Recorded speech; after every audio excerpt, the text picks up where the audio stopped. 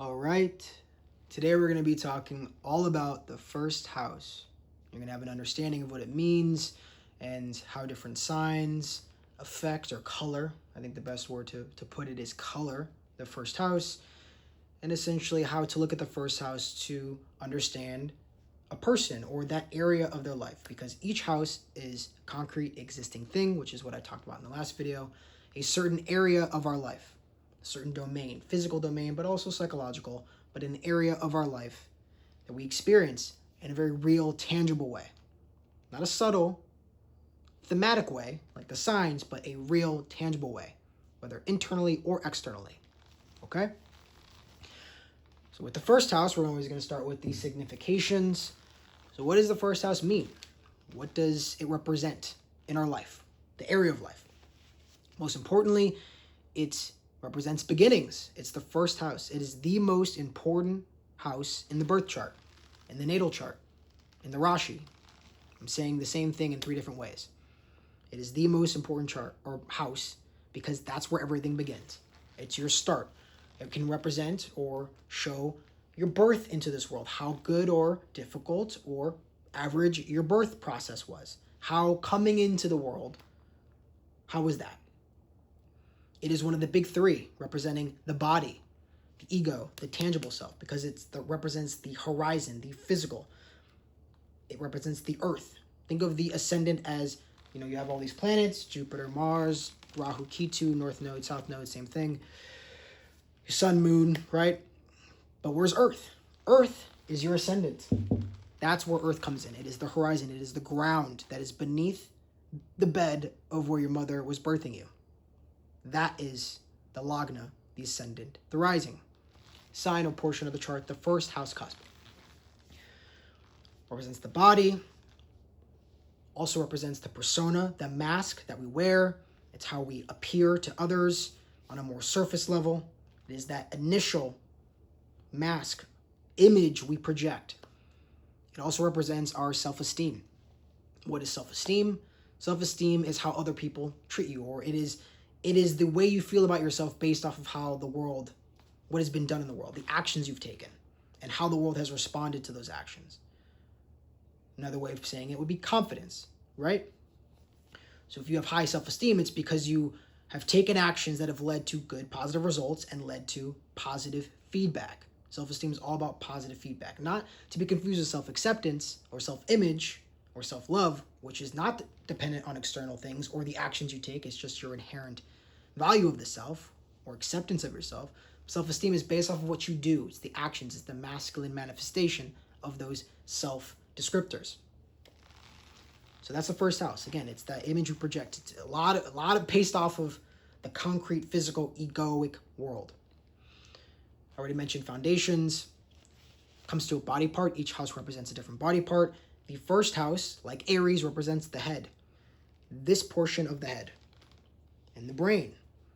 This portion down above the eyebrows, below the eyebrows, that's the second house. It does not represent the first house. It is above the eyebrows, that cranium area, and it holds your brain. So it is the head. It can be your mind as well, to a certain degree. Okay? So planets in the first house, the sign of the first house, can color, and planets aspecting the first house will color your mind, your head, the way you project yourself, the way you appear on a surface level. And an afflicted first house or an unhealthy first lord, meaning the lord of the sign, the ruler of the sign that's in the first house, your rising sign, afflictions can lead to problems with the mind. Head problems can lead to problems with the body or your health, because it also represents your vitality. It is that physical manifestation. So a lot of physical problems can manifest. Also, the way that you interact, your self-esteem can be affected. And also, almost important as everything else, almost just as important, if not more important than everything else I just mentioned, which I almost forgot, is your life path. It is the beginning of your life path. The 7th house is the end. First house is the beginning of your life path, that physical path you are on.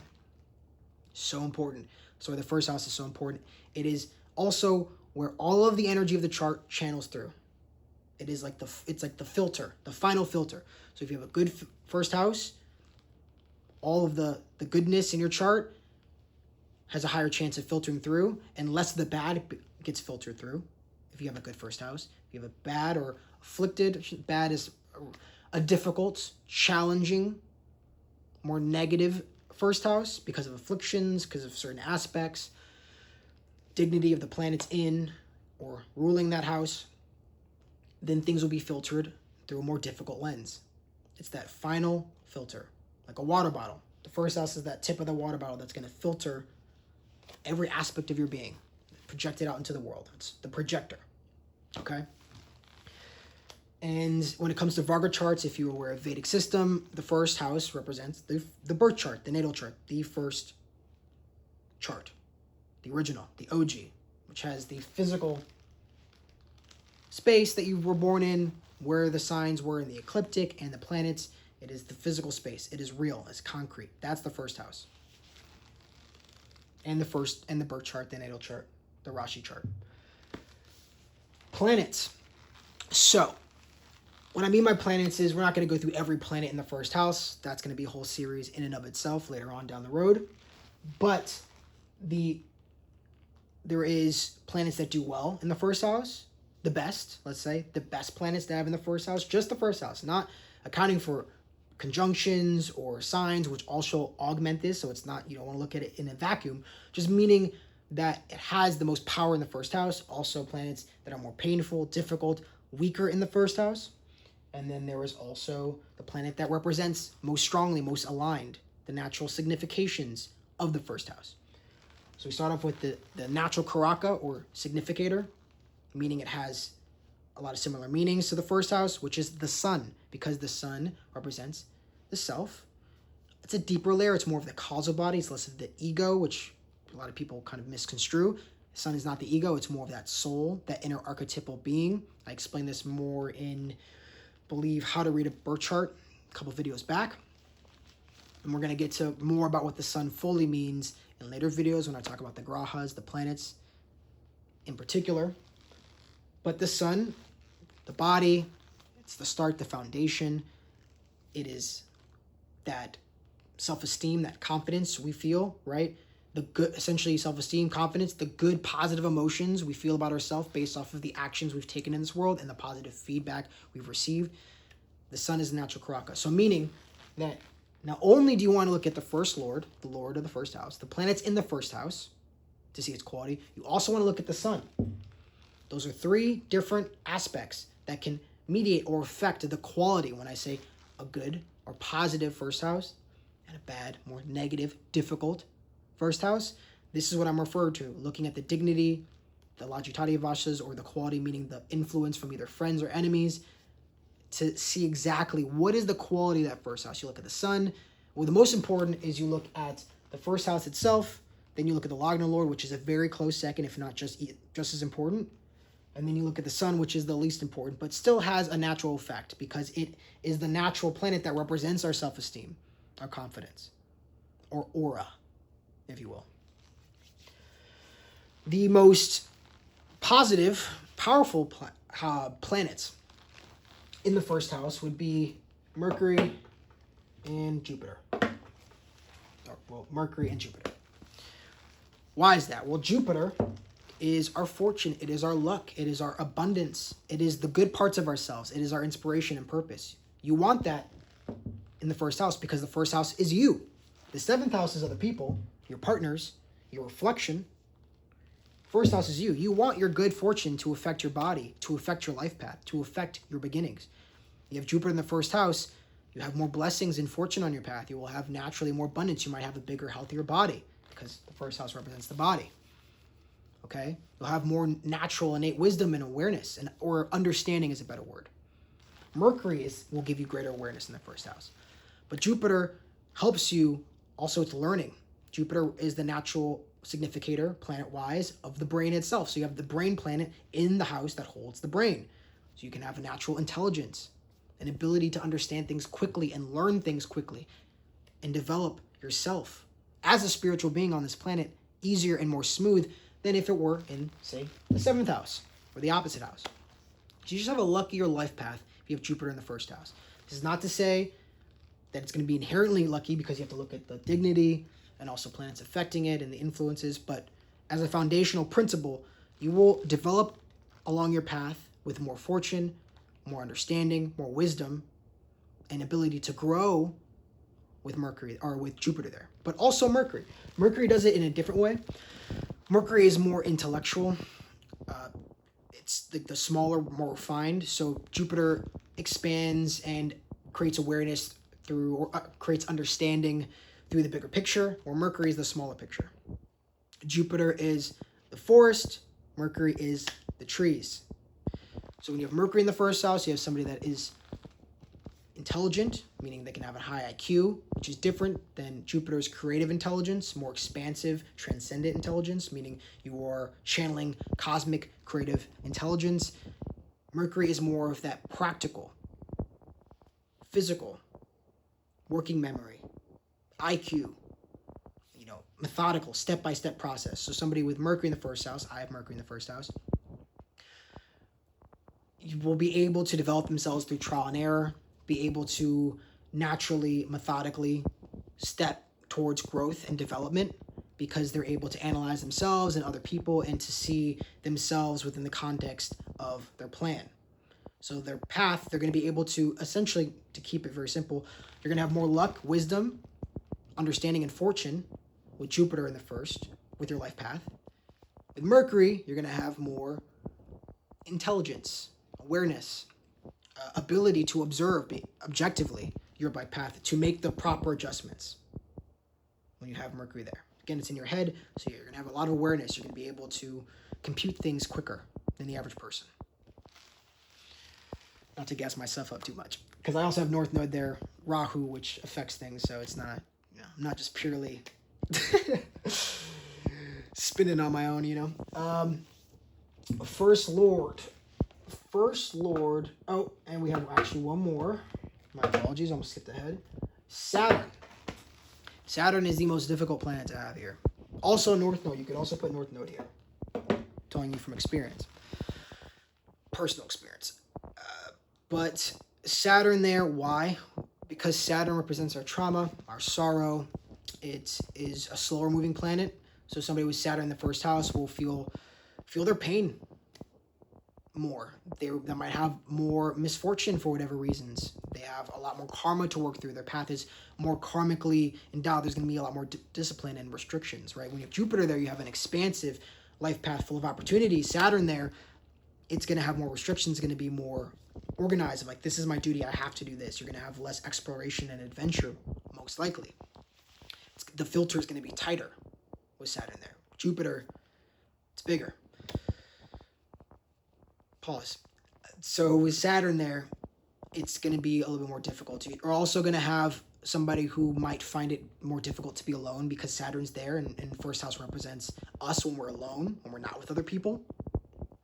Because the seventh house represents when we're with somebody else, with a partner. But when you're on your path alone, you're going to feel that Saturn. And so that's when things are going to come up. And so it can be difficult to be alone for too long, whether it be outside of a friendship or outside of a romantic relationship, or just interacting with the public or whatever. When you're alone with yourself, Saturn starts to kind of remind you of, hey, what about this insecurity? What about this bad thing that happened to you? And on its surface, it sounds difficult, and it is, right? I'm never going to sugarcoat things. There are astrologers out there who like to, everything's good and depends and blah, blah. And there is a certain truth to that. It does depend. One thing depending is the dignity of Saturn really matters a lot. And the aspects to it. So the quality of your Saturn matters a lot. But regardless, that's just showing what the outcome's going to be. You're going to have to work. You're putting in this work in this lifetime. For whatever reason, you might have had a great past life with lots of fun and enjoyment. And you were, a famous musician and you slept around, or opposite end, you just didn't have to do a lot of work. This lifetime is not that. Sorry to tell you. You're gonna be working. And if not, it's gonna lead to a lot of suffering, because you are avoiding the responsibility, the duty that Saturn is placing on you to do the work, to develop. And this can create somebody who's very humble, very strong and powerful, able to persevere, able to deal with the bullshit, Somebody with Jupiter in the first house or Mercury in the first house can have problems when things get really tough. Or Saturn in the first house people in the ascendant, been there, done that. They understand that life is hard and being on this planet is not a cakewalk. For some people it is, but for most people it's difficult. And Saturn in the first house people understand this naturally, because planets in the first house are just natural. They're a natural part of us. We don't have to work to get them. Certain planets in certain houses you have to put more effort, like the third house or the sixth house, or there's some delays. In the sixth house, you have to go through a painful transformation. In the eighth house, you might, have to hide it from other people, or you lose it at some point, which is the 12th house. First house, planets there, just a natural part of your makeup, a natural part of who you are, your identity. The first house, identity, and what you project. So you're going to have that natural Jupiter energy. If you have Jupiter there, Mercury energy, fast talking, intellectual, kind of all, high energy. Mercury in the first house. And then Saturn, somebody who's maybe slower, will process things a little bit slower, will take things in slower, but will have an ability to hold on to that information longer and to create more of a concrete, lasting path and understanding of the things that they bring into their consciousness. And then North Node, Rahu there, just means that you're developing your path. It just means it's going to take longer for you to find your path. That has been the case for me.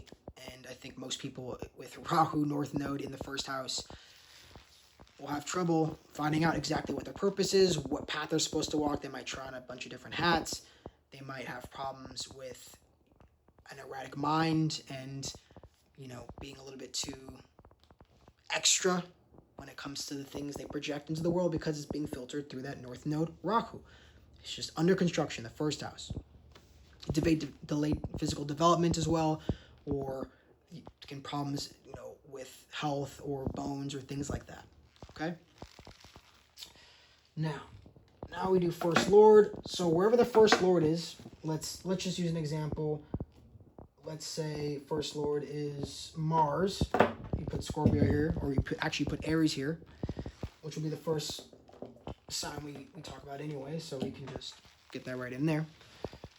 Say the first lord is Mars. Wherever the first lord is where you're going to be, is going to be why you're going to be expelling a lot of energy, or what your life path is going to be revolving around a lot. One way I like to think about the house lords, meaning, if you have the first lord in a different house, what does that mean? It means that the house that it rules is going to be serving the house that it's in. First lord, think of it, or a lord of any house, think of it like the CEO or the director. In this play analogy, right? The houses are the concrete existing thing.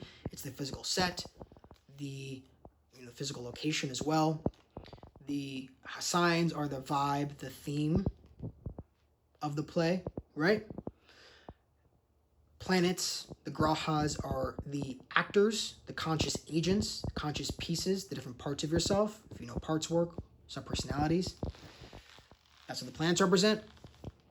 And the lords of the houses are the directors or the bosses. But we'll say in this analogy, the directors.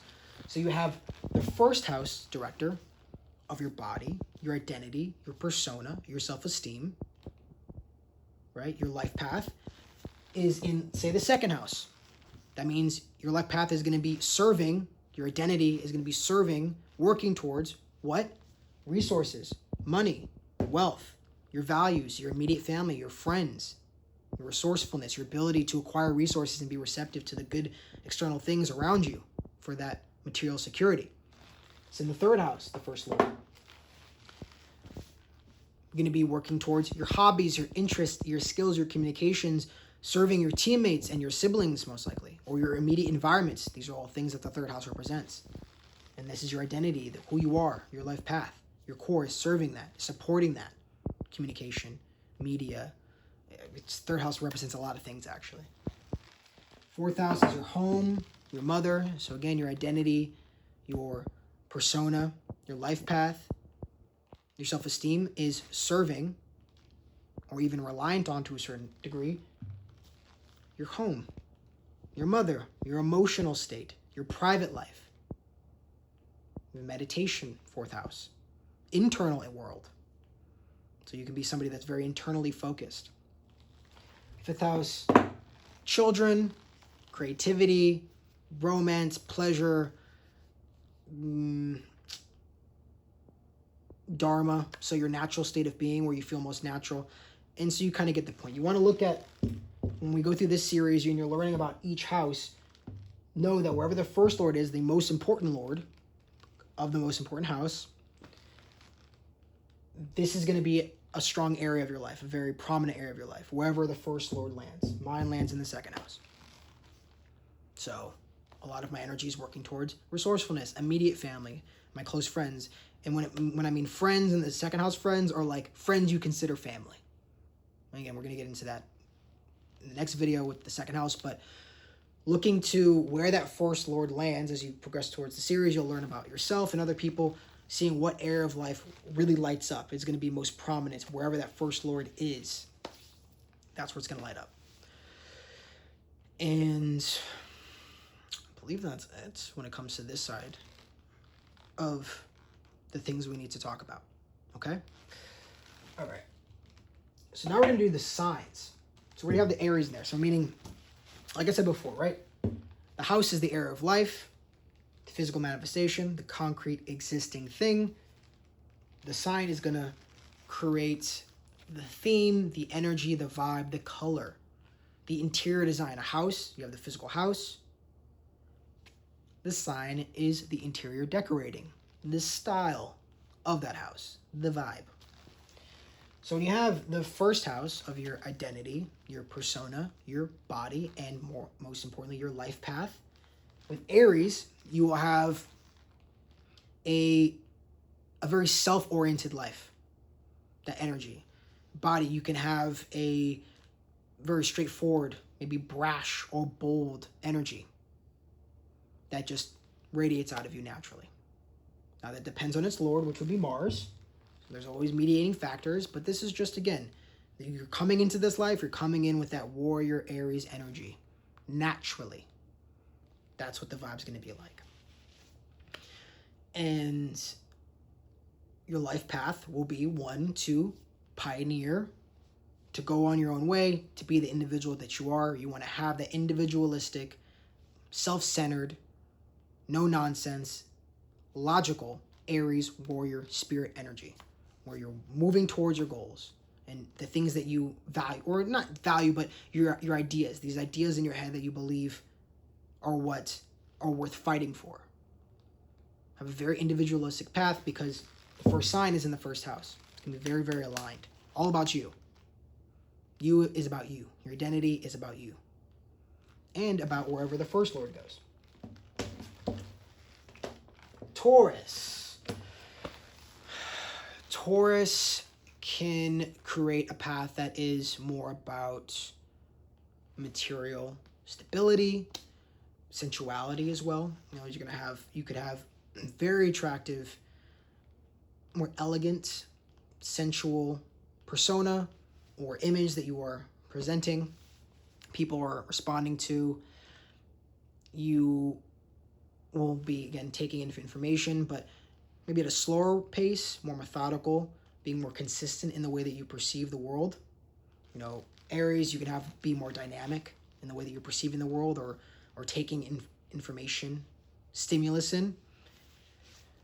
Taurus also, with the life path, you're going to want naturally, inherently, you will have somebody who moves on that path with consistency, with stability, and wants to have those comforts, the material, tangible, the real. They want the real. They don't want the foo-foo. They don't need the theoretical or the, no, they want real.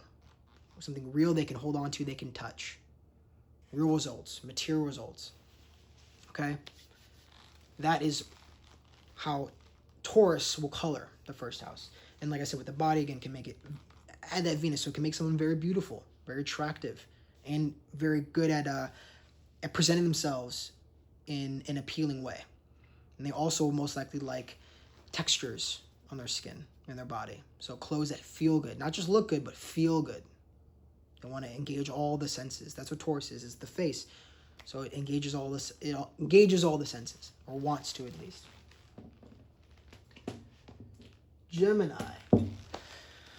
Somebody who will project maybe a more youthful energy, quick-witted, a little bit more all over the place.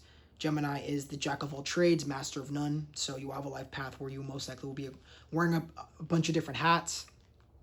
Might get into communication and media because Gemini is the natural sign for the third house. So that involves communication. Social media nowadays is, the most prevalent form of that, or somebody who's in communication. But a life path that at its core is all about developing your skills. That's really what it's developing your skills and utilizing your intellect to strategize and plan and figure out the best way to do what you need to do in life, whatever that may be. Because the sign is not going to determine what your life path is or your purpose. It's just going to color it. It's going to give that energy, that vibe. It's going to tell you the genre. Warrior or Aries is more of like an action, war film. A lot more competitive too, competitive path. Taurus is more of a sensual, aesthetically pleasing nature. Venus is the natural sign, so more of a nature-based film or experience or play. Gemini is going to be more of an eclectic, maybe a little bit more unpredictable, varied, can have varied experience. That's your life path. That's the theme that's going to color it. Now, and if it's good or bad, meaning enjoyable or productive, depends on the quality of the houses or the planets in the house, in Gemini, and in this case, Mercury, its Lord, wherever it is, and what its dignity is, and how it's being influenced. And that applies to all the signs. Cancer. Cancer is the, emotionally aware, feeling, nurturing sign. So that's kind of, the body. You may have problems with water retention at times because Cancer is a watery sign, but it can produce a more round appearance, but agreeable, because Cancer is agreeable. It's open, more of a receptive sign. So your life path is going to be nurturing. Because again, the first house is you. It's a self factor. The planet's in the first house, and the Lord is a self factor, represents you. So people always talk about the 10th house for career, but the first house is actually, even in my opinion, more powerful for determining what your career is, because it's who you are. And naturally, you want your career, the work that you do, to be a reflection of who you are, not just the actions you're taking to manage your life or to do your duty, but I'm doing this because this is just who I am naturally, effortlessly, without having to try. Just who I am. I'm a fish, so I swim. I'm a shark, so I eat meat. Things like that. So if you're Cancer, you're going to have that natural nurturing energy, that natural, caring aura, intuitive as well. And so your path is going to be caring about yourself and the people you value, or the people you kind of perceive as family that you feel responsible for, is going to be that Cancer. And also working with your emotions and being able to become adaptable to the environment, because Cancer is a very adaptable sign, adapting based off of your emotions, your feelings. And so you're going to have to really, honestly, on your path with a Cancer rising, listen to your emotions, right? Aries, you're listening to that fire. Taurus, you're kind of more following that sensual, sensorial stimulus. What feels good, looks good, tastes good. That's Taurus. Gemini, what is interesting and fascinating, what you are naturally drawn to on an intellectual, cerebral level, right? Or the skills you like to develop. Cancer, where are your feelings taking you on this path of life? Listen to your emotions. That sounds like generic advice, but it's more specific for Cancer. I just differentiated it with the other signs. Now we got Leo ascendant. Leo in the first house with the first cusp. Leo is the lion, the king, the leader in his territory. So you will have somebody who will have more of a natural kingly aura, leadership aura. Obviously, this can be mitigated or affected, altered, distorted, depending on your perspective, by planets in the first house and where Leo, or the sun, the Lord of Leo, is in the chart and its dignity. But with Leo, you're going to have that natural path, life path of Finding your kingdom, finding your place and ruling it, managing it, being the king of your own kingdom, leading. Naturally, that's the theme of being the king. It's a royal genre. It's like following the king as he's thinking about all the things he needs to do and to manage and the things he needs to take care of. That is the type of movie we're watching with Leo. Being confident, being consistent, being honorable. If you have an afflicted sun or an afflicted first house, you have somebody who could be dishonorable, use their leadership for power, meaning to oppress others or to take from others to give to themselves. You can have that affliction that can lead to those distortions. Every single sign has a light or dark side, and you can see that and determine if it's going to be more of a dark, naturally, or light reflection based off of the dignity of the house lord and the planets in the sign and the aspects to the first house. Okay? So that is the general vibe. And if you're a Leo ascendant on your life path, make sure that you are using your power for good. And when you're taking actions, making sure you're remaining honorable. Meaning that if you did this action when nobody was around, how would you feel about yourself? Ask yourself, how would I feel about myself if I did this and nobody else knew?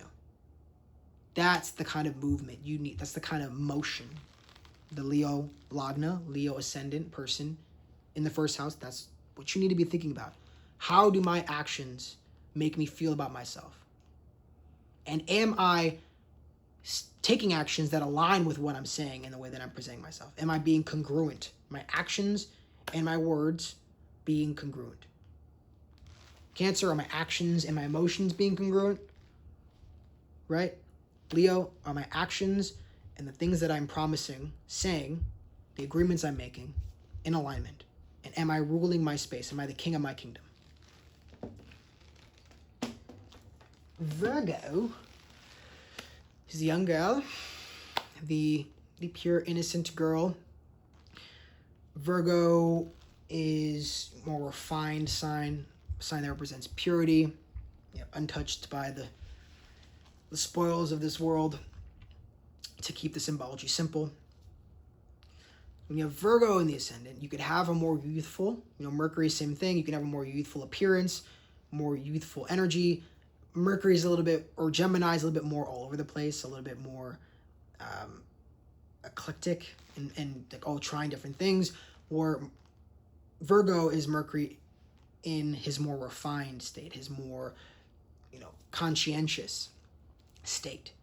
And Virgo is all about making things better, improving things through refinement, through purification, and through being, meticulous about things, noticing the details, being organized, conscientious, right? Linear, step-by-step process. Virgo, in a practical way, being practical. Taurus 2, earth sign, practical. You have a very practical approach to your life path. You're going to need things that you can feel and touch, real things. Virgo, same thing, very practical. Gemini, more intellectual. Cancer, more feeling. Aries, more ideas, inspirational, the natural like instincts. Leo, same thing, the natural instincts or inspiration. You have your kingdom, you are inspired to build that kingdom for yourself and others. Virgo is purity and refinement.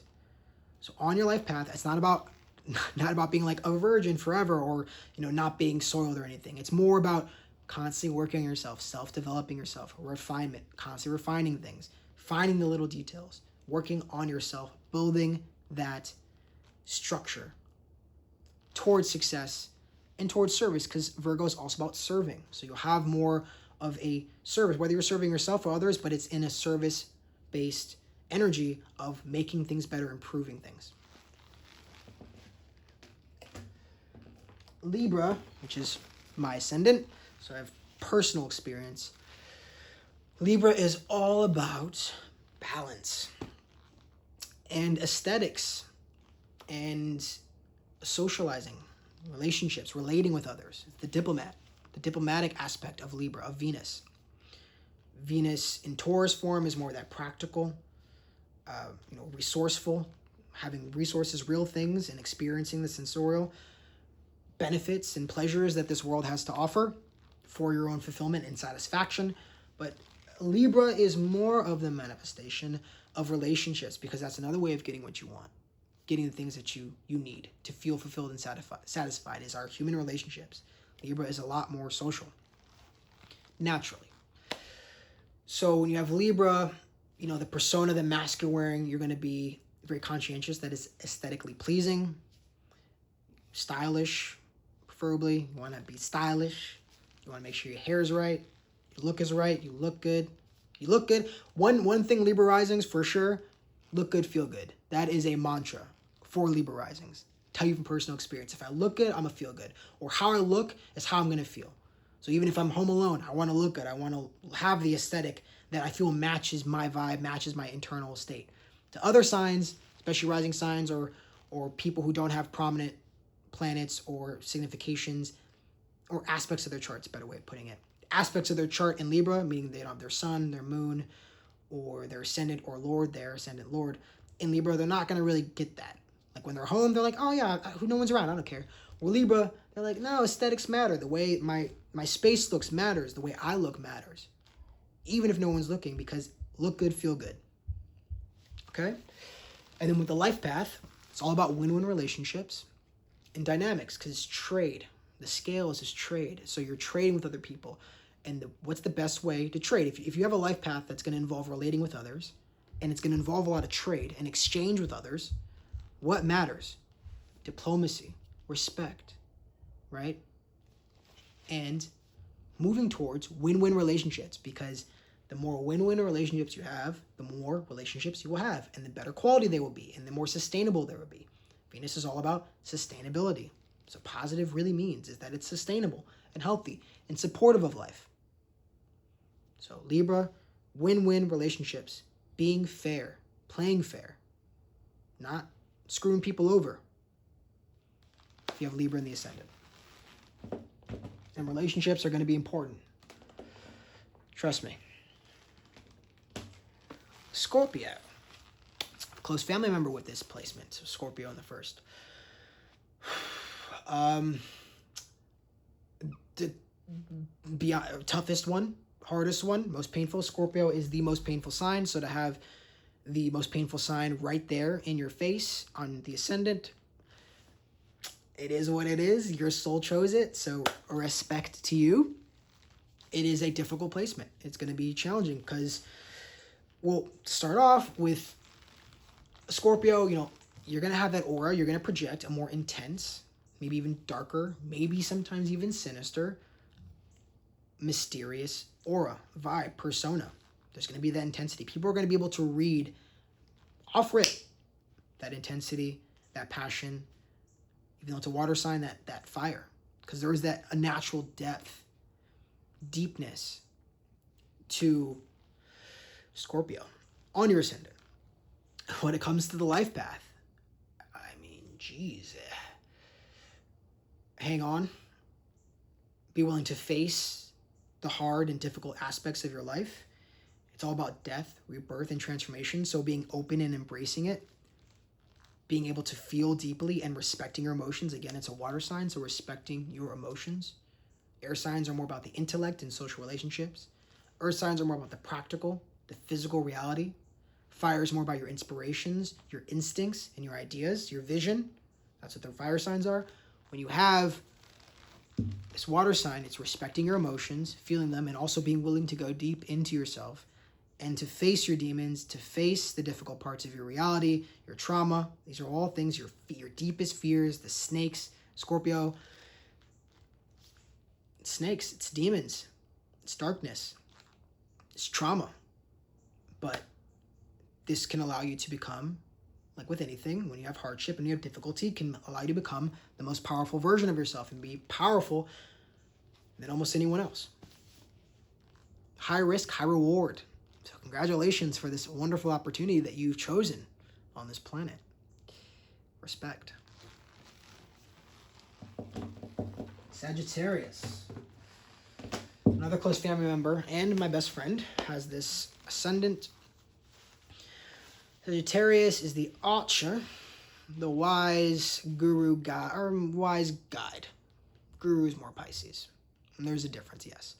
Because a guide is all about the goal, all about the purpose, all about that long-term vision, and having that endurance to achieve that long-term goal. So when you have Sagittarius on the ascendant, you have an aura. I've noticed that Sagittarius ascendants tend to be relatively athletic. Again, obviously there's mediating factors. Not every single person ever is going to have an athletic build with Sagittarius. And obviously, like with anything in astrology, there are always exceptions, just more a general rule that they have an athletic capacity, because Sagittarius is a traveler. You know, it's a man on a horse or a centaur. It can be either one, right? With an archer, bow and arrow. So when you have Sagittarius in the first house, you can have a more athletic build. Also, you have a natural jovialness, or there's kind of a fortune or a lucky kind of inviting energy where people like to be around you more naturally because you have more of like a positive aura. You know, one of my close family members has this, and he tries to be like stern and like and like acts, you know, tough and like don't talk to me because he's more introverted. But even still, people come up to him and are like, hey, and ask him for directions. And when people talk to him and walk up to him, he's super kind, he's super nice. And he's like, what the? I'm trying to look scary, I'm trying to look intimidating, I don't want you to approach me. But yet people just can naturally feel that there is like this, you know, Jupiter guiding energy. And when it comes to your life path, it's all about the goal. It's all about making sure that what you're doing has a purpose, has meaning behind it. You're doing it for a reason. You're not just doing something just to do it. You know, Mercury, Gemini will do things because it's interesting. Virgo will do something because it improves themselves or improves the things around them, makes them better, purifies them, takes away the dirt, cleans things. You know, Scorpio, transforming into a better version. They're shedding their skin like a snake to become the next evolution, the next iteration of themselves. The phoenix in the ashes, dying and becoming reborn. Sagittarius, it's what is the purpose? Does this have meaning? Do I feel like this is what I'm meant to be doing? That's the life path of Sagittarius. And also having that endurance, having that long vision, not short visions. You know, that's more areas of like, just, you know, that's the next opponent. Just we're focusing on the next opponent I need to face. No. Sagittarius is what's that long overarching vision, the bullseye that I'm aiming for. Okay. And we have Capricorn. Capricorn is all about that work, that duty, that determination to get after it and to find material success. Earth sign, right? Capricorn in the ascendant, you can have somebody that's a little bit more stoic, might be a little bit more reserved or traditional. Again, not every case. There's always exceptions. And looking at the Lord, Capricorn, Saturn, where Saturn is and how it's being affected, or what planet's in Capricorn in the first house. But generally can have a more traditional, reserved, disciplined, restrained persona energy. They're not going to be, you know, super all over the place like a Gemini, or super action-oriented like an Aries, or, you know, graceful like a Taurus. They're going to be a little bit more like, you know, a little bit serious energy and persona, more identity. And with the life path, it's just hard work, man. Putting in the work, putting in the hours, giving the energy that you will receive. You know, nothing more, nothing less. I have to do this. This is my responsibility. I need to do this to achieve this, to have this level of material success. Get after it. Do the work. Again, probably the second most difficult sign, other than, you know, Scorpio. It's can be difficult because it's also about, you know, fixing problems. Capricorn represents problems, fires you need to put out. That's why Mars loves that sign so much, is because he gets to, you know, cut people's heads off and not have to worry about it, because everything in front of him is a problem. So Capricorn, you're gonna be putting out a lot of fires. Most likely it's gonna be a path of work and discipline and growth. And at the other end, you have the capacity, the ability, the blueprint, your soul's blueprint, to achieve that material success you're meant to achieve. For Aquarius, you can have maybe more of an idiosyncratic, unique energy, aura. individualistic in the sense that, they're fine in social settings. They do actually like social settings, believe it or not, but more so of, I'm within a group, but I'm still me. I'm doing my own thing. I'm cool with being around other people. Obviously, I'm going to need my own alone time. You still got that Saturn, which has that kind of more gruff kind of solo energy, but it's not solo like Aries, who wants to pave his own way and light his own fire and follow his ideas. But Aquarius is thinking about the collective, thinking about the group, with that humanitarian perspective, but while maintaining their own individuality and understanding that there's their own unique individual self who has internal value within the collective. It can create somebody that is naturally more humble, not going to be out in your face, not going to be less in your face than, say, an Aries or even a Leo, which can be more extravagant and wanting to be seen.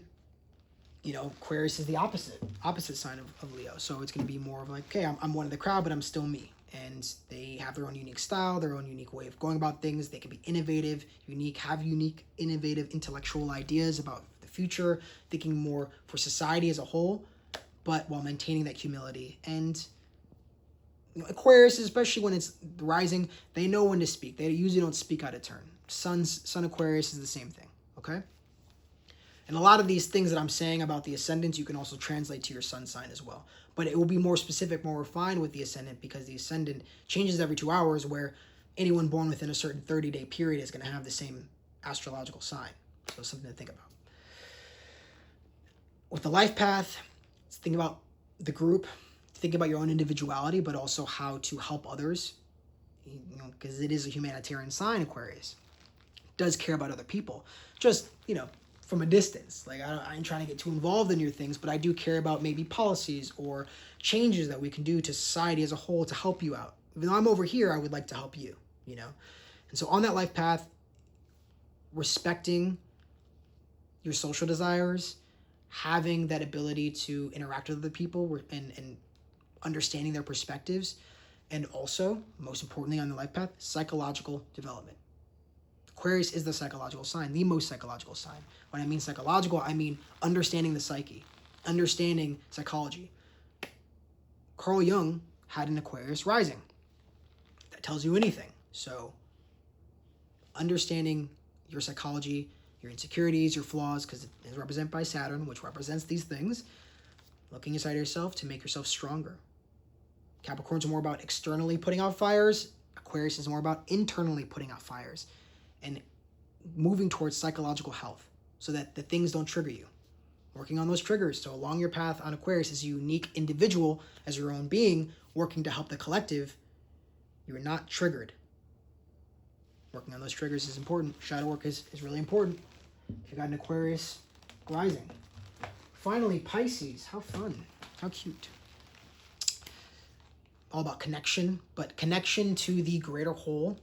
We'll have someone who's a little bit more open, more loving, and loving in the sense of inviting, less discriminatory. Virgo risings can be a little bit more discriminatory, and not saying you're racist if you have a Virgo rising, but just more so Mercury is all about discernment. So, okay, this is, separating the dirt from the clean, purifying, right? Clean things. Pisces is the opposite sign of Virgo. So it's open. It can get its hands dirty. It doesn't really care about getting messy or maybe not looking perfect or not having everything in its place, right? Pisces is about being open, but also about liberation. You have that Pisces rising. You're gonna have that open energy, maybe even more of a spiritual transcendent. Not everyone, again, with a rising Pisces is going to be necessarily spiritual, but just more open and wanting to connect to something bigger than themselves. Usually that is something spiritual, something transcendent, but also something emotional. It also can lead to escapist tendencies, though, so you have to be mindful of that. Again, all these signs in the ascendant can have a dark side. You just take the opposite of what I've been saying. I've been more so leaning towards the positive, but you can go towards the negative as well.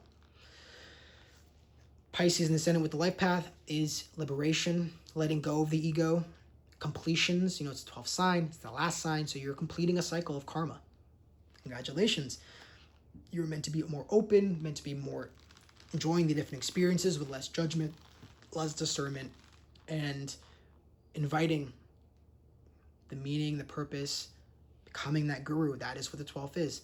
The guide has a goal, has a specific target in mind. That's what the guide is.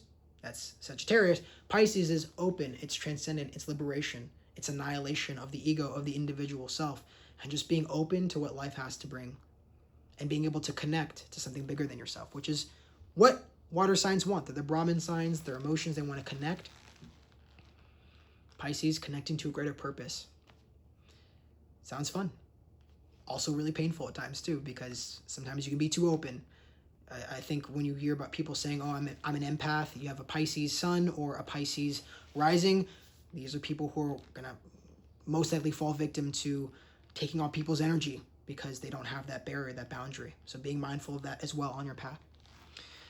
Anyway, appreciate your time. In the next video, we're going to talk about the second house and do the same thing we did with the first house. And if you have any questions, happy to answer them down below. Cheers.